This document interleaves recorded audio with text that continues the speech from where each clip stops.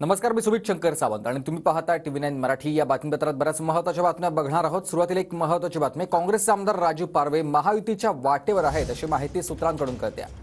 राजू पारवे मुंबईमध्ये दाखल झालेले आहेत। महायुतीच्या नेत्यांशी चर्चा करण्याची ते शक्यता आहेत। रामटेकमधून उमेदवारीसाठी राजू पारवे महायुतीत जाण्याची शक्यता वर्तवली जाते। रामटेकची जागा शिंदे गटाला मिळाल्यास पारवे शिंदे गटात जाणार का हे पाहणं देखील तितकंच महत्त्वाचं असेल।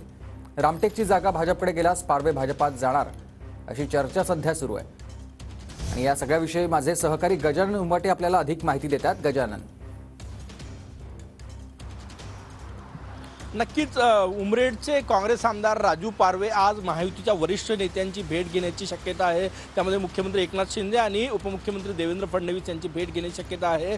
आणि रामटेक लोकसभा जिथे पहिल्या टप्प्यात मतदान आहे, आजपासून नॉमिनेशन्स भरण्याची तारीख सुरू झालेली आहे, वेळ सुरू झालेली आहे। त्यामुळे लवकरात लवकर निर्णय होणार आहे। त्यांच्याबाबत ते महायुतीचे उमेदवार असण्याची दाट शक्यता आहे, तशी खात्रीलायक सूत्रांची माहिती आहे। आणि महायुतीच्या वरिष्ठ नेत्यांशी चर्चा करण्यासाठी राजू पारवे मुंबईत दाखल झाल्याची माहिती आहे। आज त्यांच्या भेटीगाठी होणार आहे आणि लवकरच त्यांचा महायुतीमध्ये प्रवेश होणार आहे।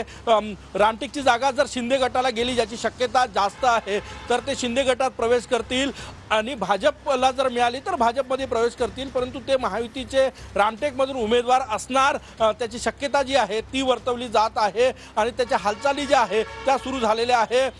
काल महत्त्वाच्या बैठकी मुंबईत झाल्या आणि त्या संदर्भातही चर्चा झालेली आहे, कारण की रामटेकमध्ये आजपासून नॉमिनेशन भरणं सुरू होत आहे आणि उमेदवार स्पष्ट नाही कोण असणार आहे महायुतीचा। त्यामुळे राजू पारवे मुंबईत गेलेले आहे, वरिष्ठांशी चर्चा करतात आणि लवकरच त्यांचा महायुतीत प्रवेश होणार असल्याची माहिती आहे। असं झालं तर नाना पटोले आणि काँग्रेसला एक मोठा धक्का असेल।